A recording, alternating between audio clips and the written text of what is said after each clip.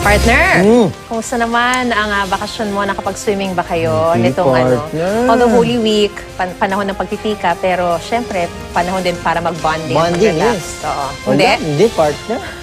Nakabisikleta lang kami. Ganun ba? Kasi ang isang pamilya sa Bangged Abra, staycation lang, pero nakapag-enjoy sa one-to-sawang languyan. Dahil yan sa isang 10-wheeler na ginawa nilang swimming pool lang naman. Napaka-creative talaga ng mga Pinoy. Kwento ni Mark June Bautista, tinatamad na raw silang magpunta sa resort dahil sa dami ng mga tao. Oo nga naman. Pero para hindi maburyong sa bakasyon, naisipan nilang i-transform ang kanilang truck. Isinara ang lahat ng sidings ito, tinakpan ng trapal, saka pinuno ng tubig galing sa water park. Nag-enjoy na sila. At saka syempre, nakatipid pa. At hindi naipit sa traffic. Naman.